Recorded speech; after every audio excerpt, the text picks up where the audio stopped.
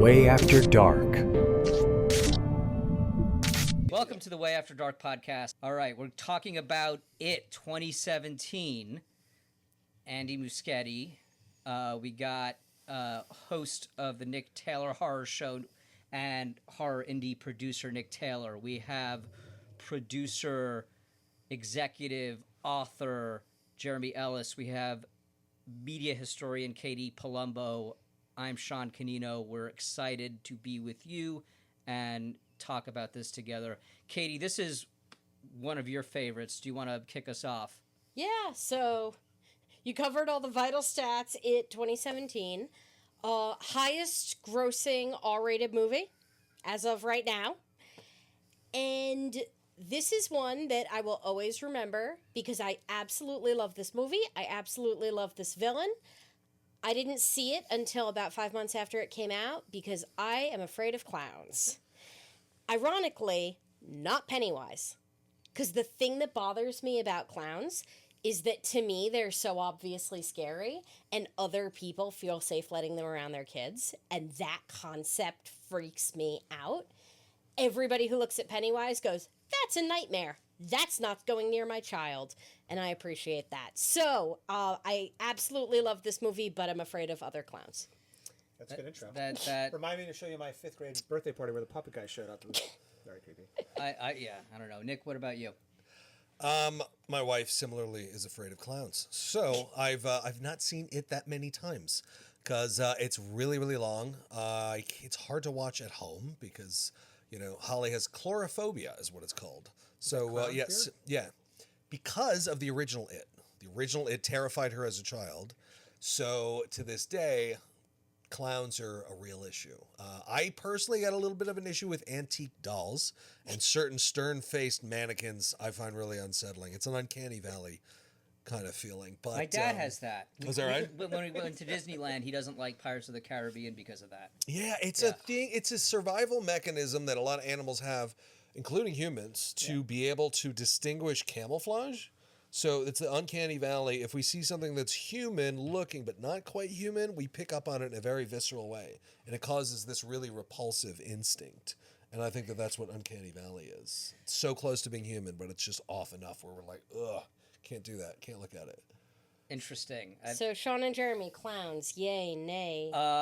Big nay, obviously. Scared. I mean, they're clowns. They're horrible. They're weird. Well, I never had a problem with clowns. I never liked clowns. Right. I don't know anybody who's like, oh yeah, clowns. Like, let's go. I would watch that guy closely. Yeah. I don't. Now, Did you ever go to the circus? Just while we're on the subject of clowns. I That was a big bored New York by thing. the circus. Yes. I went to the circus. I think at Madison Square Garden, the Barnum and Bailey. I think. But Like everything about that clown-wise, just I really think like there's elephants that can stand on a thing this big while juggling a hula hoop. yeah. But you're showing me some weird grown man in face paints Yeah. who's like touching my hands. Yeah, Like, it's bizarre. It was a little creepy. There was So here's my reaction to it because I didn't see it until a couple of years after it was released. I streamed it or something. But when you mentioned the 1990 It, the miniseries, when Blockbuster Video first opened in my neighborhood, I don't know. Video. Yeah. Wow, what a difference. Sorry. We all miss those days, right? But there was it was on in Manhattan, 64th Street and First Avenue. And it was a big. They eventually built it, raised that building to build a huge high rise. But it was just a Blockbuster Video, and it was huge. It was like a playground in how big it was. It was the best thing ever. And then I don't think I knew about horror movies until they had I went to their horror section. I didn't know that horror movies existed, and so this was probably like 92 or something like that. And they had Tim Curry in the clown makeup, Stephen King's It. I didn't know who Stephen King was before that. So that was like my first exposure to horror. And like, that because like clowns aren't meant to be scary. So if you're not scared of them, it's like, oh. So like It as a as a property, as a story, it always was seared in my mind. I was like, oh, that's scary. I wonder if I'll ever, and I never was that interested in watching it. And then fast forward, I never saw it in theaters, but I remember working right off Hollywood Boulevard, and there was a big sort of exhibit, and there was a lot of promotion geared towards it. And I think I was getting married a couple of months later, and so in a job transition, so there's a lot of stuff on my mind. But I just remember that part of there was a big, it was like Hollywood and Vine. There was like a I don't know, it was a tour, a haunted house or something. So I remember the sort of commotion around it when that movie was released, and then subsequently how much it killed, no pun intended, at the box office. Like 700 mil. And you referenced the miniseries. Even though we're talking about the 2017 movie, we do have to give massive, massive props to Tim Curry, because that is a fantastic performance. And what he did and what Bill Skarsgård did are so different. It doesn't feel like Bill Skarsgård is copying Tim Curry. Can you describe the differences there? Yeah, so... Can you do an impression of each? One is scary, the other one is Tim Curry. So... I heard a reviewer say once that Bill Skarsgård's Pennywise sometimes sounds like Winnie the Pooh, and now I can't unhear it. I can see it. Yeah. Hello. And that's just ingrained in my mind. Tim Curry is done up like a traditional clown. Visually, I'm more scared of Tim Curry. But it's a really hammy, over-the-top performance. Do yourself a favor, look up some clips of Tim Curry. And he's menacing. Georgie. Yeah. He's menacing, but it's very hammy. It's a fun performance at the same time as being scary. Bill Skarsgård. Wait, can I ask one question, though? When did you see that? Because you're obviously younger, so you weren't born when that came out. No, I wasn't. After the fact? I watched it after I saw the movie. Okay. So I saw the movie, the 2017 movie. And then you watched it. Then I read the book. Then I watched the miniseries. So, so very, very different vibes in all of them. And the Bill Skarsgård version of Pennywise it's technically a Renaissance era clown outfit, but it's white. It looks gray because he lives in a sewer, but it's very monochrome. His hair is just in tufts. It's not like a big curly clown wig. His makeup is pointy, which if you're not John Wayne Gacy and you're a clown, you're not supposed to do points because kids find it scary. John Wayne Gacy actually broke that rule with his clown makeup. Pennywise has pointy clown makeup. Right, it's got the eyebrows. Yeah. So it is a much more outwardly menacing look. All right, so I will just weigh in, because to me, given some of the things we were talking about, it was 1990, the miniseries came out, and by then I was fully immersed in Nightmare on Elm Street, full on Channel 6 New York HBO horror, rated R, after dark, stay up to watch Dream Warriors. Good reference earlier. Yeah, I love it. And I will tell you a great, unbelievable, great story after this. And I watched the 1991, which I remember fondly in the sense that the CBS or ABC, whatever it was, ABC, Sunday night movie, I can still hear the music of before it would start, and I remember my parents were watching, and I think, oh, it must be something important. And I watched that movie, and yeah, Tim Curry's great, he's great. It's definitely the traditional clown, but I just remember thinking, yeah, this is not scary. There's too many commercial breaks. And so then the movie comes out in 2017, and I don't remember if it was before or after the movie. It was probably before, and I had also, of course, read the book by then, and I thought, let me go check out. And I own it. I was I bought it. I was let me go buy the Tim Curry miniseries. And there's scenes in that movie where Bill and Mike are riding bikes to happy feel good movie that you can't even believe even in 1990 they were putting on the air as part of the. But I know it has it was definitely, interestingly enough, as it was a miniseries and it speaks to the power of Stephen King. That was a bar that had to be cleared for the 2017 film. Yeah. Mm-hmm. Yeah, mm-hmm. Had to do better than Tim Curry, which, again, so do you think it did? Or, I mean, even though you're more scared of Tim Curry, is it? I think they made the right decision in making them very different. Yeah. I think they're so different that I can't even say, oh, this one's better, because they're trying to do different things. Where I think if they had Bill Skarsgård in 1950s clown makeup with the big curly wig, it invites comparisons, and then I'll be saying, oh, well, one was definitely better than the other. I think making them so different was the right move. What do you guys think? No, I agree, and I think that the studio ADI who did the clown makeup in the second one did a really interesting thing. They created a cracked porcelain head look, and the teeth they put on him, and the eyes. Does Bill Skarsgård actually have a lazy eye? He doesn't have a lazy eye, but he is capable of Yes. moving his eyes the- independently. Bill Hader tells this story also about how Bill Hader saw the first It, gets cast for the second one, and he went up to Skarsgård. They met, and he said, "Yeah, you know, like that thing where, like, in the opening scene, which we'll talk about in a second, like the eyes go dead, and you know, like go in the different directions. Yep. Like the minute Pennywise realizes he's about to do something, and Bill Hader was like, was that like CGI? Like, how'd you do that?" And Skarsgård was like, "Oh, you mean like this? Like this, Bill?" Like put his eyes in two different directions, and Hader was like, "Yeah, okay." And then a baby bird came out of their fortune cookie. Yeah, They exactly. were planning to CGI it, so he would always have one eye looking at the camera as kind of a fourth wall break. Oh, interesting. And Andy Muschietti was describing to Bill Skarsgård, "This is the effect we're going to do in post." And Bill Skarsgård was like, "Oh, no, I can do that." Yeah. One of those weird insane. things, like Richard Pryor being able to keep his eyes open the whole time during "See No Evil, Hear No Evil." That's called cocaine. That's like cocaine. So To be clear, we're talking about Richard Pryor, not Bill Skarsgård. We Yes. don't know if Bill Skarsgård does any cocaine. No, but We don't know, yeah. the He was makeup. arrested for marijuana charges in Sweden. We're okay with that. Yeah, nothing wrong. That's- That's legal here. that's fine. No, it'd be interesting though, because you know, the Genesis. I don't know how far back the development process actually ran, but obviously, you know, Cary Fukunaga has a screenplay credit on it, I believe, or a story by was gonna credit. direct it, and he was yes. going to direct it, and he was coming off of Detective. True Detective, where that was incredibly dark, and I think that would have been an interest. That's a kind of an interesting what if as to like if he had stayed on as the director. What would we have gotten? Gritty, something way grittier. Yeah, probably. something way grittier and not as Stand By Me, not as glossy, Right. and probably not as poppy and successful commercially. I would think. Well, Muschietti was coming off of Mama, I believe, Yeah. which Yes. Guillermo del Toro produced. So he had del Toro basically ushering him into directordom, taking him under his wing. So I think del Toro probably imbued him with that sense of world building and scope and vision and spectacle, which I think he brought. Because Mama is fantastic. I think Mama's a Mama's great great. movie.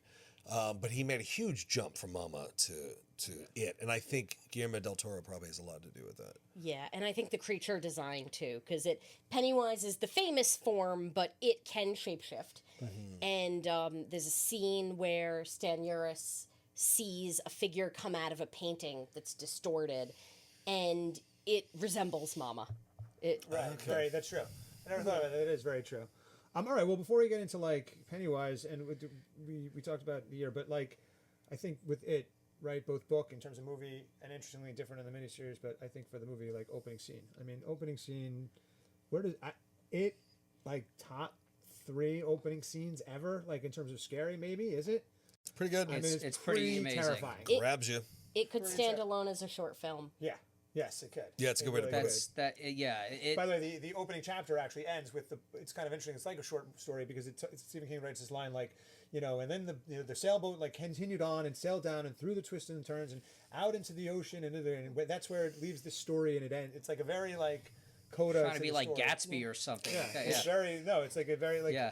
it's almost like I don't remember somebody like you just know that you've written something great. I don't remember somebody was just recently talking about this. Like you finished they were talking about Tony Gilroy writing Al Pacino speeches in Devil's Advocate, and like you just lean back afterwards and you go, "I'm the man." You know, like one of those like. Did Stephen King do that after the opening of it? Because I mean really it's terrifying. I mean it is terrifying as a kid. The idea of it is terrifying as a thing, and it's like I like that it was also something we had waited to see because in the miniseries, obviously that's not what happens. In the miniseries, it's like a little girl and she's playing in her backyard, and you know she's running through like her parents' sheets that are hanging on the clothesline, and there's Pennywise all of a sudden kind of appears, and it just kind of zooms in on him. You hear a growl, and that's it. Is that? I mean, you know, reference Scream a bunch. Is the opening scene of it the scariest opening scene of any movie? Of any movie, it's a great question.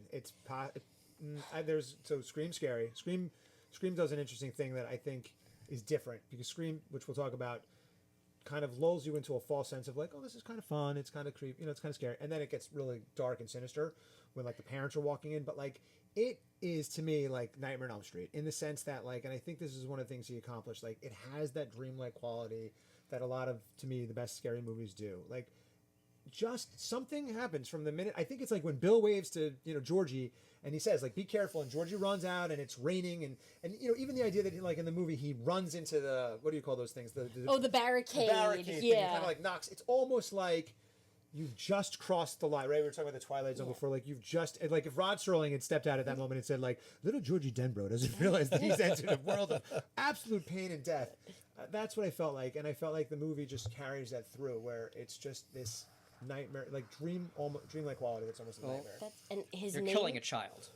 Well, That's another part. Are you starting the movie by killing a child? right. Which how many Where do you movies go from also- there? Right. Yeah. Yeah. How many movies do that? that little Not boy, many. Not a lot. and we need to find his name because I need to give huge credit to this actor, and his name is escaping me. Georgie. The little boy who plays Georgie is phenomenal. Yeah. He is just so cute and innocent. And during his conversation with Pennywise, you see him start out a little uneasy and then slowly get lulled by Pennywise. Jackson Robert Scott. Jackson Robert Scott. For a child that young to go through that whole emotional scene, thing, like for sure. that is so That's impressive. It's a arc with a ton of nuance. That to me is maybe one of the most disturbing scenes of any movie. So we always like we talk about, have there been any kind of like hide your eye type scenes? I have to be honest, that's like I love it, and cinematically I have to appreciate it, but like the moments where he's like, don't you want your boat back, Georgie? Yeah. And he reached for it the first time. It's the kind of scene. It's the kind of scene you watch in a movie where no matter how many times I watch it, no matter we all know how it ends. I always sit there and I think, just let this time, just let him not go into the sewer. Like let him not go for the boat. Let him catch the boat before it. Right. Another kind of Stephen King is the Pet Cemetery. Like please let him catch Gage. Let him catch Gage before he hits the boat. Right. Let him just reach the kid, and then it didn't happen again. And if you do want to see that on the DVD, there is a deleted, they call it a deleted scene. It's a joke where Georgie does snatch the boat and run away. Cut to I credits. want to see that. Yeah. I want to see that now. That's great. It's on the kinda love DVD. that. It's called Not It. The world's shortest Stephen King. It took the biggest book to the shortest movie. But there is one other thing I want to talk about in that opening scene that I think is important because it sets a tone for the movie and it goes to what I'm saying, and it's something you had said, Katie, in one of our other movies, which is the role of the adults in this movie. And Stephen King, to me, part of what I think makes him so good is not necessarily the jump scares or even the part that is like really ingrained, truly like he gets to the heart of the matter of horror, but it's all the like tangential, adjacent kind of horror that to me is a way of speaking to like the apathy of the world and the horror of the world. And so at the end of that scene, and I only noticed this on the rewatch, it's he screams and you have this cat watching it, which is like very Stephen King homage. But then the last shot before you pull the title is like an over-the-shoulder shot of like an old woman who's like looking and obviously saw the whole thing and doesn't say or do anything, which happens a couple times in the movie. It does happen repeatedly, and both in the movie and in the miniseries. So that is a recurring theme that the adults of Derry, I don't even know that I'd describe it as conscious. I do think it's an influence from living so close to Pennywise. Right, this is always right. That they're just kind of, They don't realize they've been. they don't realize that they should be reacting. Right, the evil has desensitized them to evil, and so Exactly. they're just kind of like going. But it's scary though, because that to me is the scariest thing in some ways about horror. Like, it's the idea that like help was right there, right? Like you even sit there and think like, all right, like he bit his arm off. Like if they tourniqueted it, like He would have been fine. He Yeah. might have been okay. Yeah. Been a terrible story, but nobody helps. Yeah. That is Yeah. scary. I feel like this is a Stephen King trope of these awful things happen to kids and adults just do nothing to help, and it's all about, like, Stranger Things is entirely that. Right. You see this insane stuff that they're fighting in Stranger Things. They never think to tell their parents what's happening. I mean, a little bit with Winona with Winona Ryder and Hopper, like they get in and they get in on it. But the parents do nothing. It's like up to you. And it's very much seems to be this symbol of like growing up and becoming an adult. So you have to fight evil on your own as a child. Right, that's what I think it is. And that's why I think it's so good. And I think it's one of the things in all of his novels that he touches on, right? It's like it's always. We were saying this before, and it's worth talking about here. Like Henry Bowers and the bullies in this movie. Like we talk about bullying today in the '90s. Part of me wants to say that whenever somebody like drops the term bullying, like oh yeah, like she pulled her shirt and pulled her hair, like bullying. We're gonna have to have a whole auditorium meeting about the bullying. I'm like, come here, sit down. I want to show you Stephen King's It in 2017. Somebody isn't carving something into someone's stomach. Yeah, the whole H-in. That's baby bullying in Stephen King. Like, it's the kids are terrifying. Oh, and it's not just it. Sometimes they come back. I was just thinking that.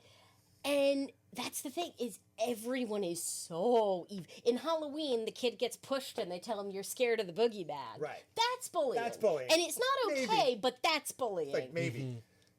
Saying that you're going to kill someone. Like, that... That's the thing about him, though. Like, I feel like that's the thing that he tapped into from the 50s that he brought into a lot of his novels, which I think the movie does a great job of transposing, which is... like you said, Nick, you're in this alone. Like, this is the thing that only you're going to be able to deal with. And again, the idea that the adults are not just not paying attention, but like don't care. The scene obviously when they drive by Ben on the bridge is a perfect example. But there's that, and there's Bev's father not being able to see what happened. Right. I mean, he's his own issue. That's a whole conversation. However, staying on the theme of the adults just not knowing, we as the audience and the kids all see that Bev's bathroom is soaked in blood. She is screaming and terrified, and her father can't see it. And I feel like that encapsulates the whole movie. These kids are experiencing something horrendous. I have that as my scariest scene. And nobody can see it. I always thought that was a menstruation metaphor. Oh, I think it Kinda is like as carrying. well. Obviously, Yeah. no, she's buying Tampax. She's buying Tampax. Yes, yeah, of course. And he asks her about it, and it's, And I think it's very, very heavily implied that her father is abusing her. I thought that was implied. And then... Yeah, I don't think that was... I thought it was pretty on the nose. pretty clear. And something that I think is an accidental or an unintentional moment that adds to the movie. Sophia Lillis, the young actress who plays Bev, likes to wear her hair short. She prefers it. If you look at her in interviews, she always has her hair cut short. In the book, they talk about this character having long flowing hair all the time. So they decided that the compromise was that she would wear extensions in the first couple of scenes and then they would let her cut it off. And unfortunately, something we know from real life is that people, and especially young girls who are being sexually abused, try to make themselves less attractive by cutting their hair off. And it adds such a level of poignancy to that character. Totally. That scene is great. Great when she cuts her hair off. And then that it's down the drain and the whole... I mean, all right, that's a definite, come back to it. I think that this... Getting all these things right is one of the things... Stephen King is, I think, he's the most adapted writer, I think, right? After Shakespeare. Right, after Shakespeare. So... But, if you think about, his movies, how many of them actually really got it right? More recently now, a lot of them have gotten it right. But I feel like, most of the ones missed it. The one that I always thought got it the most right before, in some ways, it was Stand By Me. Mm-hmm. And even Stand By Me has a lot of the elements that I feel like it got right. Which, when you meet Will Wheaton's older brother, played by Kiefer Sutherland in Stand By Me, he's like Henry Bowers in that, you think, he might kill these kids just to find the body first. He might pitch them over the railroad tracks because he's a crazy person, and sometimes they come back. Yeah. And I just think it was in the same way that you had to get the language and the coolness right in Elmore Leonard, you had to get that thing that was sinister, right? That because The Shining is almost the epitome of that, which is Wendy's immune. She's dead into the whole thing, right? She's and Jack is the actual danger right there. Whereas in this one, the danger comes from the kids, and it comes from the Pennywise or from the clown. But the fact that all the adults, Richie's mom, right, or not Richie's mom, Eddie's mom, his mom is the very overbearing one. Bill's parents are so deeply grieving that they're not paying attention to anything. Right. Again, it's all the horrible things that could happen to you, rather than rebounding from any of them, they're all done in by them, and their kids are sort of left to suffer because of it. Yes. Which, again, horror tends to be made for kids, and so that's a good kind of thing that you want to do if you're going to make a movie like that, and it's all up to you. But I feel like getting that right was a key thing. What do you guys think about the choice to set this one in the late 80s as opposed to just having it, I don't know, Chapter 2 gets into present day, but obviously we're coming off of the success of Stranger Things, and I don't know to what degree that influenced, the decision to go in that creative direction. I think it elevated the movie, but I'm curious to hear what you guys. Which, just in case anybody doesn't know, I'm sure they do, but the original novel was released in 1986, and the movie, the flashback scenes, all the kid scenes are set in the 1950s, and so it was updated to, what was it, 1989? 1980, I believe 88. So there you go. So it's but I don't know. What do you guys think about I that? thought it made sense. I mean, they had to capitalize on the 80s nostalgia boom that was happening then. And it modernized it in a way. I mean, us who grew up on the original movie, who were like 80s and 90s kids, now it's nostalgic for us because we get to see the kids in our decade. Right. I thought it made sense. And I didn't think it took away from the small town feel and the vintage nature of it at all. Exactly. I think the point of having those flashbacks and describing the 50s culture so deeply in the book is to invoke nostalgia. For people now, the 80s is what's going to invoke nostalgia. And other than some cultural references being changed and costuming, I don't think there's any major element that changes dramatically. Yeah, I mean, look, I agree. I only in the sense if you were going to get really deconstructionist on it is that, like, in the book, and he's writing about, like, I forget which character it is, Richie or somebody. She's like the werewolf in the Letterman's jacket. Like, Yeah, I was a teenage werewolf. Right, I was a teenage werewolf. And so, in some ways, in thinking about how to update the things that the kids are going to sort of deal with, I thought this is one of the things I thought they did really, really well in this movie. I thought they did an incredible job of incorporating things that are like in the book, deep in the book, like the thing that makes it a giant doorstop of a book, or like the big Derry, like the ironworks on the Easter egg hunt and stuff. And they worked it in with the Ben reading the book in the library. But again, it was like all these background horror, like subtle little things, like the librarian who, and I only feel like that works somehow. I don't know why. I'm not sure why you couldn't do that in the 50s, but for me, that only works in the 1980s because I feel like you've gotten into that kind of like the adults aren't really paying attention. Like there's kind of like apathy about the whole thing. It's the me generation. Like they're completely caught up in their own shit. And, I have a harder time in the like Father Knows Best generation thinking that was going to happen, even though that is in the book, obviously. But part of that to me in the book is born of the idea, like in the 80s, like, you could just deal. You were as a kid, you were like nobody thought there was anything wrong. Like it wasn't like there was evil in the world. Whereas in the 80s, they're already talking about things like oh, you probably have crabs, and like they're much more knowledgeable. Like as 80s kids, they have that kind of Stranger Things kids insight or precociousness. Yeah. Well, also the 80s, in the way that we talked about Halloween coming right around the beginning of the serial killer boom.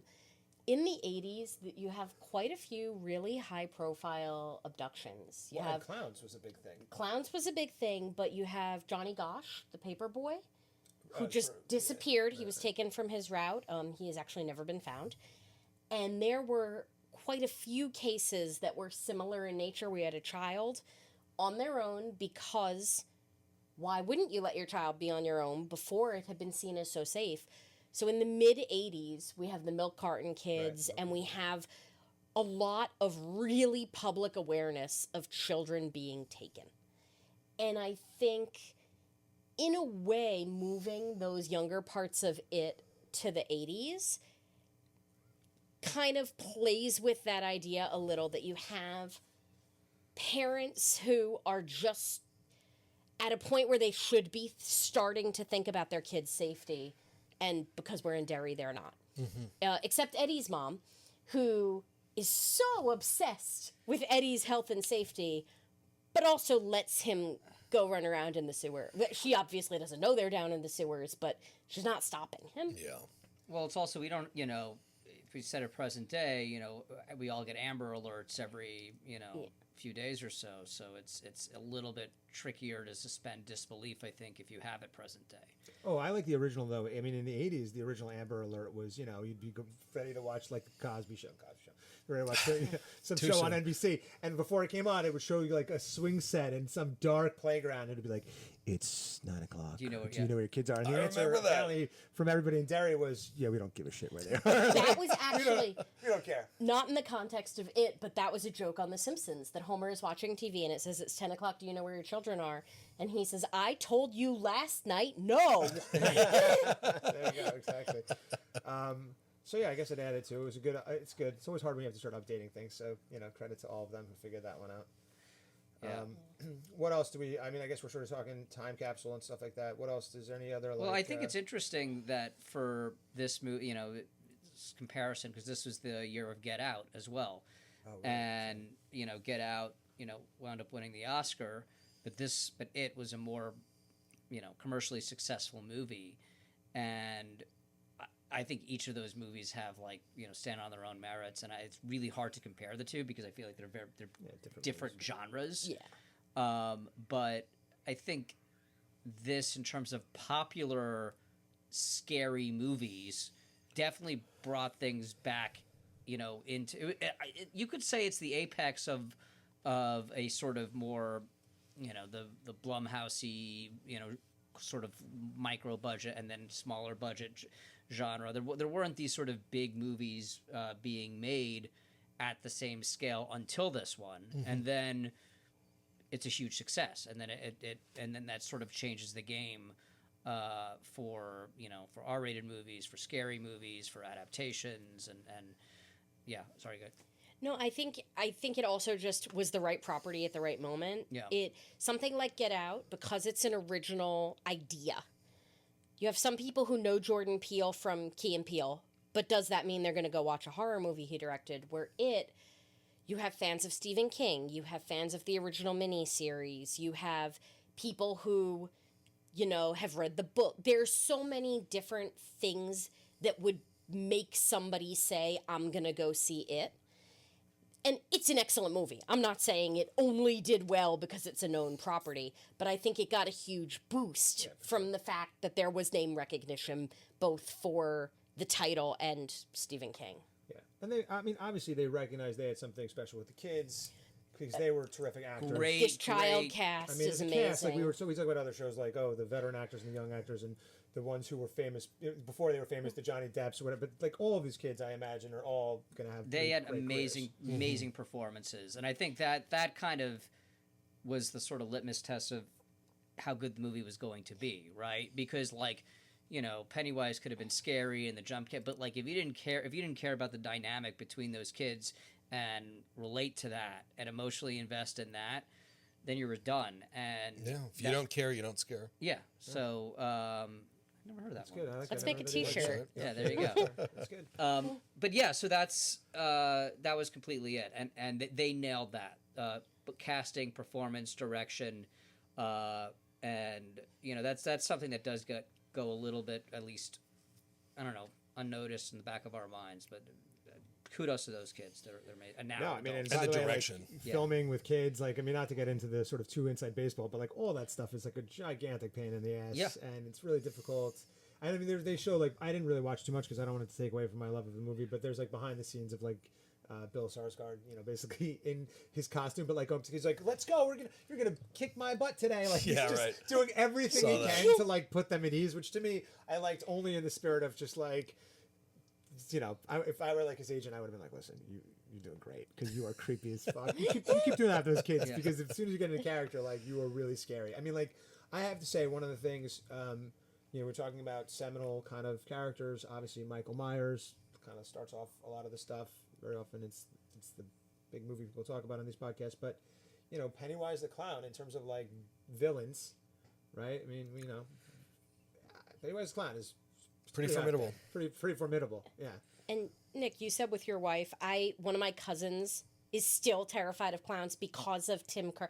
I know so many people who watched that miniseries as a child and remain terrified of clowns, and that's impact. Did for clowns what Jaws did for the ocean. Yeah. And yet at the same time, Ronald McDonald. So who knows? He's Although he's creepier. I He was kills more afraid of people him. than anybody. Than any of the Great clowns. point. Yeah, there you go. Yeah. There you go. Great point. Not way, to McDonald's not is, to diminish sponsoring a show. our sponsor of. We love McDonald's. Get yourself some Big Macs, and Yeah. Nick will not be on the show anymore. No, but that's crazy. That Clowns are the harbinger of death everywhere you go. Yeah. There you yeah, go. I What do you think, Sean? Pennywise? Pennywise. Or are you like? The thing about Pennywise is that you don't really understand what Pennywise is, who Pennywise is. Does that make it scarier, less scary? I could make arguments on both. Like, to me, like, it's like a little bit of the Michael Myers in that he's inevitable, that he's just, going to get you until you put him down. Michael Myers being human, sort of what the goal is. I think an issue that I have with it generally is that I don't quite know what the kids have to do to win. I don't know what the kids have to do to defeat or kill Pennywise. And what you can't what No, I finish your thought because I'm going to give you an answer, Yeah. and it's a hilariously bad answer. Okay, bless you. So yeah, I don't know what we have, what the kids have to do to beat Pennywise, because I don't know what Pennywise is, and so I think that the movie, the 2017 movie, is scary because you think that you're safe, and then Pennywise comes. I was like, but then it's like, okay, well, what has to be done? And I think part of a good, I don't say a good horror movie, but like you sort of know what has to be done. We talk about, Michael Myers. You have to just like get out of the house or kill Michael Myers, or Michael Myers is human, so you know what can be done to beat Michael Myers. In The Shining, when we talked about The Shining, you sort of just have to get out of the Overlook. Right. Leave the hotel, you'll be okay. Yeah, you leave the hotel. So I don't quite know what we have to do to beat Pennywise. I'm curious, Katie, though. Yeah, Sean, we need to invoke Matcher the World Turtle, who vomited up the universe, and have him and it bite each other's tongues and go into psychic combat until he defeats it. Yeah, that's fair. That wasn't you a can microdose. see why that book ending has not been in any version of the films. Correct. Wait, that's the book ending? That is the. Oh, would I have made something like that? I thought you were being tremendously funny. No. Stephen King was being tremendously funny. You're going to have to explain this The to me, world please. of I'll it. explain it. Cocaine is a hell of a drug. There we go. That's it. The world of it technically ties into the Dark Tower universe. The reason people always, like when they're complaining about the movie, say, well, he just killed Betty Ripsom. Why doesn't he just kill these kids? Oh, by the way, great point. I do have that point. It's because they're being protected by Matcher the World Turtle. But they're not in the movie. And this is the issue. This is the issue we run into. When you have a really complex, ethereal, cosmic reason for things, I'm not going to say unfilmable because there are some very creative people out there. It is incredibly difficult to film, and you need to come up with an alternative.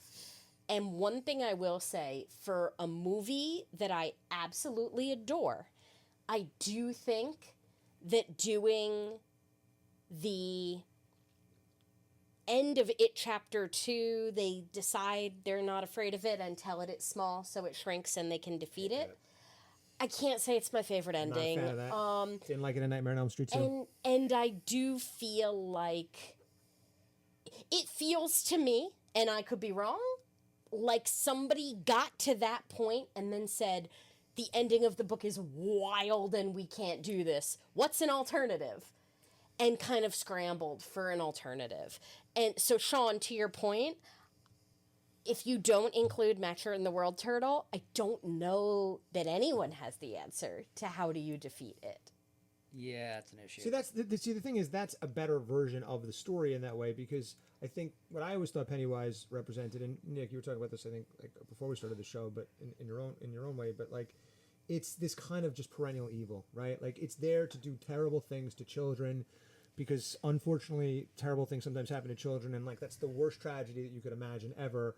And the idea that it would be done by some sort of supernatural clown, which takes like a fear. Which what I thought what I would say if I were going to answer that question, what I would say is kind of like what the movie in the second half gets into is you have to face your fears, right? And I feel like that's why the first movie is better, because there's more of that consistent through line in a way that's a little bit more elegant. Whereas in the second one, it's the same thing, but it's like very obviously done, and they're like very on the nose about it. And this is something we can sort of get into more and unpacking the stuff we like and don't like. But I do have a problem. I don't like when the mythology ceases to hold true, or the rules of the mythology cease to hold true. And there's at least 2 or 3 times I felt like, why doesn't Pennywise just kill that kid? Like, why is that? Why doesn't Pennywise, like, why right there is that kid not killed? But like, So that to me is the flaw of the movie. And again, I think it's a good movie overall. I think it works. It's I think it works overall. My one issue is that I just don't know. I don't know what's going on all the time. I know that the kids have to stay alive, and I know that the kids have to defeat this evil, monstrous, otherworldly clown. Other than that, I'm not quite sure how they do it. And then, so for me, I'm a step removed than compared to some other movies where it's like, okay, this is a serial killer. Like, Clarice needs to get the fuck away from Buffalo Bill's, basement, right? So like, there are things like that. Having said that, I think the world building is great. I think Derry is really cool. I think that the sense of nostalgia works for me, even though, again, Nick and I grew up in Manhattan, so we didn't really have a Derry type of experience. Plenty of clowns around, though. Oh my God! Do you know Silly Billy? Do you remember Silly Billy? That sounds familiar, actually. No. Oh, Silly Billy. Yeah, he's still around. He's probably a good dude, by the way. Do not mean to denigrate Silly Billy, but I was Who's scared. Silly Billy? Yeah, I'm not sure that's no problem. Legally speaking. But Guy yeah, named Silly Billy dresses up as a clown. I think we're probably in the clear. yeah, no, it was a clown named Silly Billy, and you could, he had what were those things, the spring snakes? Yeah, that would pop out of the peanut can. Yeah. He was like, here, kid, and then it was like I remember it was a Pringles can, and it was like, He would come to birthday parties or something, or where would you see him? There was a birthday party that I don't remember. Maybe it was in preschool and not elementary school, but there was Silly Billy. I never knew him. I knew Professor Putter. Okay. And did you ever go to Jeremy's Place? Jeremy's Place. Bomb ass birthdays. Jeremy's Place. Did we talk about Jeremy's Place? I don't think so. Not your place. Oh man, Jeremy's I Place. wasn't invited to these parties. No, Yeah, it was it's like very on the Upper East insider Side. New York shit. It was on the Upper East Side. It was like in a basement, and it was like a lot. It was like going to the Comedy Cellar or something. Yeah. You would like go downstairs, but it was like magic. It was a cool store. Yeah. But then, did you ever go to a birthday party there? He would throw these bombs. It was like the closest thing to a real life Pee Wee's Playhouse. Almost. And he dressed as a clown or no? No, he wasn't. He did No. like kid-centric performance art in this very hilarious, fun way. It was like half magic, half performance art, all goofy, silly. He's like This is why you somewhere guys are between still Weird sitting here. Al. 'Cause What's you that? Kept, you kept your We clown survived Jeremy's fixation Place. from your follow a strange man named Silly Billy into the basement fixation. Had you combined the two of them, That it would've would have been been too much to basically handle. Derry in New York City for you. Yeah. Yeah. I just keep waiting for that story to take a turn. There's no turn. There's it was no the most turn. It was bomb-ass, actually really awesome cool. Sometimes birthday going parties. into an adult's basement was fine, but It's taking a turn. yeah. It was the 90s, man. It was what it was. the night, right? Like again, right up until probably around the time that the miniseries of It was being made. Like even a little bit after that, there was no concern for the kids. There was Yeah. like they had to have the No, but advertisement. so- Like even that, like I said before, like it's 9 o'clock. Do you know where your kids are? Like Was my there a kids are at parent in 9 history that saw that and was like, "Oh shit, I better get on top of this Yeah, parenting Betty thing"? Ripson's mom was probably like that. I suppose she was. Who? Betty Ripson. The little girl from the beginning of it. Okay. Which, by the way, just to give because I think we're bringing up some good points about it, and we could nitpick the it scenes, but like some are better than others. But one of the things that I think is done really well in the book and in the movie that I like is the mystery of the kids who've gone missing. The it's not played as like a traditional mystery. There's no cops that are investigating it, but the idea that this is a thing that is happening. And you see this in the movie where because I really do love the scene, and it's one of those like it's straightforward, but it's just upsetting. Where when Bill has built the entire model of the Derry Waterworks, and his father, it's like no, Dad, like let me explain it to him. Explain it to you.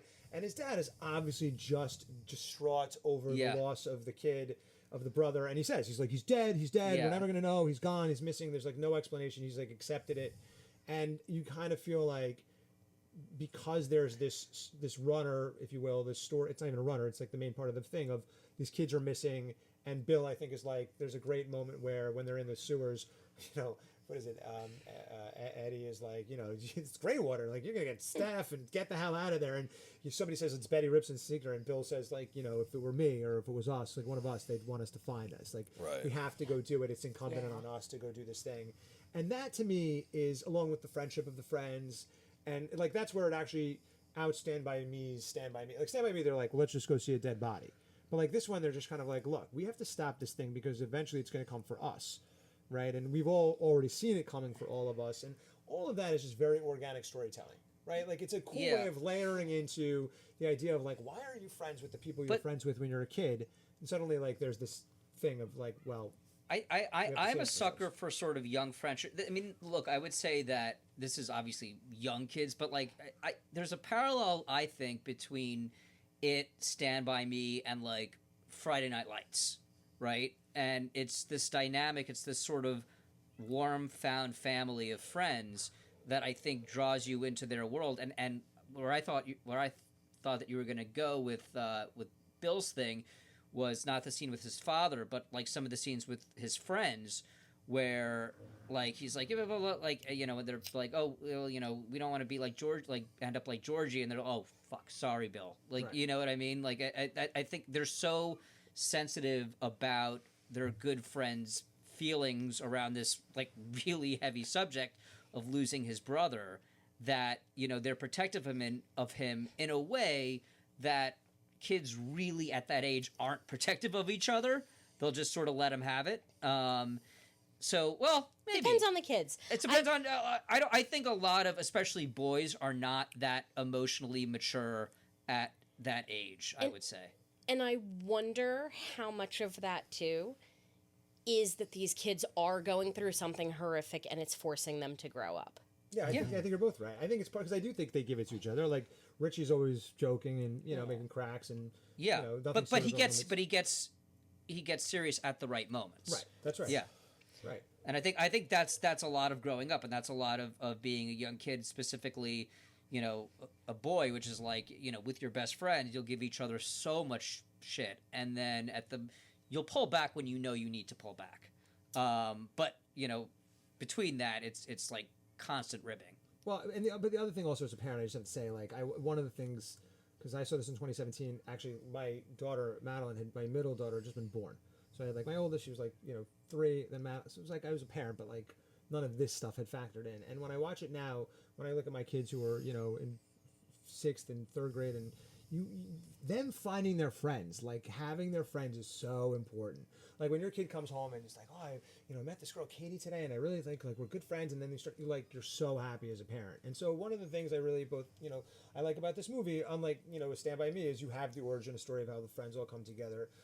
I mean, one of the things I didn't like about the second one was this sort of weird thing that I couldn't remember if it was from the book. Like, we don't remember any of the things. That is it's kind of in the book, but is it like as pronounced as that? I think the movie devotes a little more time to it than the book. Which is fine, because, but it's sort of like, and I get it, because the first movie is such a hit, and they sort of rehash it. But that was one of the things that, to me, he does well, Stephen King, and which they really did well again in adapting this, is balancing all of this sort of like evil, terrible stuff with like, oh, here are these moments of happiness or joy or solidarity, or unlike The Shining, where you're just sort of like, oh my god, it's like, oh, he's talking to his son again. This is bad. And you referenced earlier the moment, it's not in either of the recent movies, but it is in the miniseries and the book, where Bill comes back to Derry and as an adult, and Mike gives him his old bike, and the two of them are riding around on the bike. Yeah, and it's better in the movie. It's not necessary in the movie, I don't think. I do think it gives you that sense of them as adults feeling the same connection they have when they were kids, even though they don't 100% remember it. And the way it gets played comes across a little goofy in the miniseries, but I see what they were going for, and I think it's when they're riding the bike, is that Silver that he gives them in the miniseries? It's Silver, yes. Okay, all right. I like the version where James McAvoy is riding down the street, and, the second, it's more, maybe just because it's more cinematic and better film, but again, it's there is something about that magic of childhood that also is fraught with the idea that everything is bigger, things are scarier, adults don't always make sense, people don't always listen. There is this story that you guys all watched Sesame Street, I assume, or at least so the character of Snuffleupagus, right? You know what happened with Snuffleupagus and how they changed Snuffleupagus? I learned this when I became a parent. So Snuffleupagus, when we grew up, was only the kids could see Snuffleupagus. So right in like Sesame Street, they'd be like, "Look, there's Snuffleupagus," and like all the adults would be like, fuck are you talking about? I don't remember that. I didn't say it. Yeah, I don't remember that either. No, but like the whole premise, the mythology of Snuffleupagus was you could only the kids could see Snuffleupagus and not the adults. And at some point in, like, I don't know, 20, whatever it was, 2010, so some child psychologist said, hey, just for the record, like, when you have a bunch of kids running around saying that they see a thing and no adult believes them or sees it, like, it's not great reinforcement for children. And so there was a Sesame Street episode where, like, suddenly all the adults could see Snuffleupagus. Oh, wow. And I thought about that only because you were talking about the scene where, like, Betty, the blood. not Betty, yeah, with Bev has the blood and she's in the bathroom. Like, I thought that was like the best, maybe the best version, along with the Ben one, of just like the terrible, horrible thing that it can do to sort of confront you. And it's believable that she sort of gets away from it. And you think, okay, boy, bathroom covered in blood. She barely gets, like, this scene couldn't get any scarier. And then the father walks in, who's, we know, abusing her, or at least suspect it, and just doesn't see it. And it's just like, somehow it's even more terrifying to her, right? It's just even more frightening. And I feel like that's what he taps into in this movie. That's what they got from the book that was right, as much as, like, the friendship thing is right. It's that whole, nobody would believe you if you said it. So before we wrap this up, one thing from each of you guys, what are you surprised by in terms of it, both story-wise and in terms of its legacy? I'm surprised by the whole turtle thing. I haven't gotten past that. Yeah. Yeah, that's probably He's not good at warrants its endings. own episode. That's the funny part about the Peter Bogdanovich, cameo in the second one with James McAvoy, is they make fun of. They're like, he's like, you told me when you bought the book you loved the ending. He's like, I lied. We need a new ending. It's just great. It's like, and I appreciate that Stephen King can at least make fun of himself, or at least back then he could. Oh, and Yeah. Stephen King as the antique dealer. Yeah, as the Who, when he or the secondhand Says the shop same thing owner, to him. when Bill offers to sign the books that are there, and he says, "No, I don't want it. I don't like the ending." Yeah, I like the ending. Is that good? I mean, what was the question again? What was it? Tell us. What? No. Like, what about, about the production or the marketing or anything of it, or the legacy that it leaves, is surprising to you? I mean, I'm not sure that. I think not surprising in the sense that they've kind of made more R-rated horror movies since then, right? It's become more of a thing, and I'm not sure I even have a good answer to this question, so we'll have to cut around this. But I feel like in some ways, perhaps the thing about it that makes it still unique despite some of its flaws is it hasn't really. I'm not sure that I'm trying to think of the movie that, again, deals with that same subject matter in that same way, that's like bills itself as a horror movie. I mean, Denis Villeneuve's Prisoners is, terrifying and like a That's real, a very it's different. like a genre. very different Yeah. kind of terrifying movie. But again, I feel like it's the real world version of what it manages to do, and it's hard. It's hard to do that. It's hard to, like, capture that time in your life. It's hard to, like, frame it the right way. So I'm surprised that, like, it hasn't been attempted. But maybe I don't watch Stranger Things. Maybe they've done it. Yeah, I feel like for me, and again, because I'm afraid of clowns, I had avoided anything dealing with it prior to seeing the movie. I think I was actually surprised in a pleasant way about some of the more positive things. Like, it's funnier than you would think. And the stuff about the friendship is really sweet, and you really feel it. And I think when I decided to watch the movie, I went in expecting to find it creepy, or, the performance had already gotten all of this acclaim. I don't think I expected to be like, "Aw, I love them." Where did you see it? Did you see it in the theaters? No, I saw it at home. Okay, interesting. You see it in the theaters, John? No. Did you? See, I saw it in the theaters too. And did you think it was scary in the theaters, or did Oh, you, yeah. yeah? I thought When it he was scary. pops out of the TV screen and he's Yeah. doing that dance, Yeah. or when his head becomes enormous, he just turns giant. Yeah, a bunch of jump scares. The house scene was really great. I thought the house scene was a really good. Which was the house scene? Well, when they go and they're like, we've got to go into the house, and it's they catch him in there, and it was I remember there was one of the things I really liked was like the 3 doors, and it was like, Oh yeah. Oh, yeah. like Yeah. super scary. Yeah. Yeah. Like, oh, maybe Something knock like that one. There were, it's a movie that of all the ones. So here's a question. I mean, like, were you scared in this movie? I mean, you just kind of. I don't get scared very easily. I can see something and go, that's really scary. Like, I thought Talk to Me was really scary. Smile too. I thought they were all really scary. Did I find myself scared watching them? Not really. I get unnerved and alarmed at certain moments, but I haven't been scared in a long time. So I'm a very, weathered horror fan. You're a weathered horror fan. But I can identify if something is scary. I was the jump scares in this one the first time I watched it, for sure, did scare me. I wasn't expecting it. I think because of the sort of nostalgic-y tone, I was like, okay, there's probably going to be some scary. And the first image with the scene with Georgie, Right. that's scary, but you see it's coming because it's played for suspense. Still scares me though. It's still scary, but like you see it coming a little bit, right? There are some jump scares that you don't really see coming with that one. And again, it goes to what I was saying earlier about the point of not really knowing what it is and what it can do and what it can't do, and it's on the screen and now it's here, and that Right. So that all to me was very scary. But I wanted to just talk about what I asked earlier, like to me it's surprising that I can't really trace from 2017 to now. We have Chapter 2. We have Welcome to Derry series that's going to be on HBO Max. But I'm surprised that movie, which was such a commercial success, didn't maybe have more of an impact on big budget Right, that's what I mean. horror movies. Rated R kind of thing, yeah. Because it was such a sort of phenomenon of the time, and yes, it's a specific property. Clowns are scary. It's very marketable. But and not a lot of, it's a singular villain that looks a certain way. We've had more, Halloween, more spinoffs, right? More Alien. But for whatever reason, we haven't had this kind of character above the title kind of thing that it was, and not this whole 360 sort of machine behind a horror movie. And I would expect that for 4 or 5 years after, but now we're almost 10 years after, right. And we haven't really had that. And I don't know what to make of that.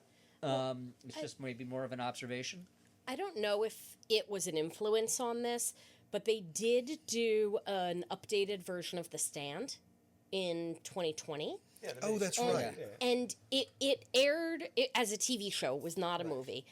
I wonder if the It miniseries was a big deal. The movie did well. The Stand miniseries in 1994 was a big deal.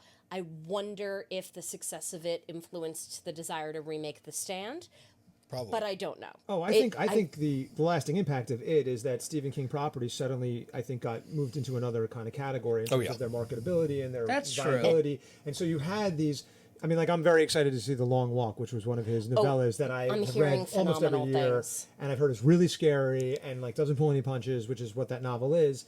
And by the way, somewhat similar to like It and all that other stuff, and like Stand By Me, like The Long Walk is a very simple premise. Kids are walking until they walk down I-95 or something the whole way as this kind of like Hunger Games type thing. But like even in the novel, like there's this very coming of age, like they're talking, they're 13 when they do it, and I feel like it's whereas like that's maybe what I'm looking for, or what you're talking about, like why hasn't there been that big budget, and maybe it's because kids are hard to work with and kids are hard to cast, and who knows, and directors who can do all that. But like the Stephen King boost has definitely been apparent to me. You've definitely seen a ton of Stephen King movies that have gotten budgets, and I think that also is a testament to how good it is, because I mean, there are some of these movies I like. Pet Sematary. I was like, Pet Sematary to me in 1989, interestingly, when it first came out, is like a really terrifying adaptation. I find that movie to be really, really scary, and every other one after it was terrible. And when they announced that they were doing Pet Sematary after it was like one of those movies where I was just kind of like, okay, I have to like steel myself for when this movie comes out. Like I'm gonna have to like get ready to watch this. And then like right before it came out, they were just like, oh, also it's the daughter who dies, not the son. And I was like, what are you doing? What are you doing? You're like screwing with the thing that actually, you want to take out the turtle, you want to take out the scene where like, Bev has sex with all the other kids. I'm with you. I totally get it. But like, why are you taking out the things that work, that make that Stephen King DNA? Absolutely. And I also was very disappointed in the Pet Sematary remake. And I think for me, Pet Sematary, the 1989 Pet Sematary, fantastic movie, scary movie. I respond very strongly to scary images. Zelda lives rent-free in my mind. Oh, yeah. Maybe the single most scary thing I've ever seen. Was it Ted Raimi who played Zelda? I don't know that it was Ted Raimi, but it was a man. It was a man? It was a man, but I think it was a different man. It says that. I can picture that's... I think we all are seeing Zelda right now. Honestly. And the remake didn't even come close. Also, as we're talking about Stephen King, now that I think of it, The Long Walk is doing phenomenally well. People are probably is it listening out? to this down the line. It came out 3 days ago okay, as so we're I'm gonna go see it. recording. We should go see it. It's doing phenomenally well, getting great reviews, and they've announced that they are remaking The Stand. As a movie or as a series? I believe a series. Again, The Stand's a good example. They did the same. Look, you gotta adapt something for a movie or for a miniseries. It's different than actually the book. But like The Stand, Especially the a idea that they decided to 1200-page like book. start from the after it's all over. Like The Stand also has one of the look. Stephen King is terrible at endings, and he's fantastic at openings and for the large part. Setups and Right. I mean, and The Stand is a great setup. It is a great setup. Obviously. You know, I know we're trying to wrap up, but I just think there's a couple of scenes, like in terms of this movie, that because it had the budget, because it's R-rated, and because of what I'm saying, I really respect that they held back in the way that they did. Like one of I'd said like this has like that sort of nightmare dream quality. So I mentioned the old woman at the beginning, but it's like a Nightmare on Elm Street, right? Like I love the scenes. You're sitting in class, Lin Shaye is the teacher, right? Kids reading from Shakespeare.